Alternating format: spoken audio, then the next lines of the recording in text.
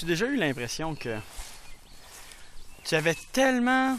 Il y avait tellement de choses possibles que tu pouvais faire. Tu étais devant tellement de possibilités. Il y a tellement de choses qui s'offraient à toi que tu t'es trouvé à être pris dans une forme ou une autre de paralysie de l'analyse. Bonjour, c'est Pierre-Étienne Bourget, fondateur de la méthode de libération authentique. C'est mon propos d'aujourd'hui qui nous amène à nous souvenir de l'importance, évidemment, d'ouvrir notre conscience sur ce qui se passe dans le monde, sur qui nous sommes, quel est notre potentiel, sur ce que sont les êtres humains autour de nous et ce qu'ils ont de besoin. Bref, sur une quantité assez grande d'informations. Mais là où je veux amener mon propos d'aujourd'hui, c'est sur l'envers de cette médaille. L'envers de cette médaille est aussi important que le fait d'effectivement ouvrir sa conscience à tout ce qui nous entoure et à tout ce qu'on est. Alors l'envers de cette médaille, c'est être capable de fermer sa conscience.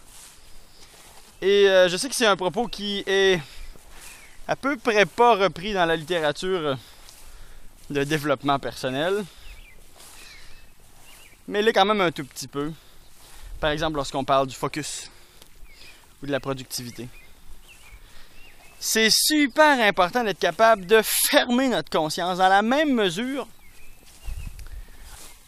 qu'on est capable de l'ouvrir. Si je veux pouvoir accomplir quelque chose de manière réellement productive, profitable, je vais devoir faire abstraction d'une foule de choses dans ma vie. Je vais devoir faire abstraction des besoins d'une foule de personnes autour de moi. Je vais devoir pouvoir me concentrer et éliminer de ma conscience, temporairement, le temps que je fais quelque chose, une foule d'informations. Fermer sa conscience. On est très bon à l'ère de l'information dans ouvrir la conscience.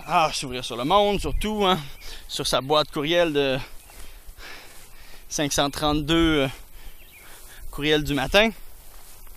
Mais comment est-ce qu'on peut réellement accomplir quelque chose si on n'est pas capable, dans la même mesure, de fermer notre conscience? C'est la question que je te pose. Et en l'amenant un petit peu plus loin, je te poserai une autre question. Comment est-ce que maintenant,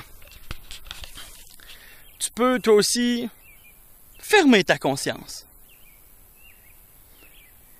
et utiliser cette fermeture de conscience-là, fermeture de conscience volontaire et momentanée, pour accomplir quelque chose que tu veux accomplir depuis longtemps, mais que pour des raisons diverses, souvent correspondant aux agendas de d'autres personnes que tu mets en priorité dans ta vie, comment est-ce que tu peux utiliser maintenant la fermeture de conscience pour passer à l'action dans quelque chose qui te tient réellement à cœur pour ton grand profit personnel et celui de ton entourage et peut-être même celui de l'humanité.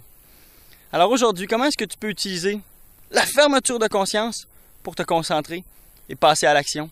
Peut-être dans quelque chose que tu veux faire depuis longtemps, mais que pour diverses raisons, ça ne se fait pas. Sur ce, je te dis à bientôt. Porte-toi bien. Bye bye.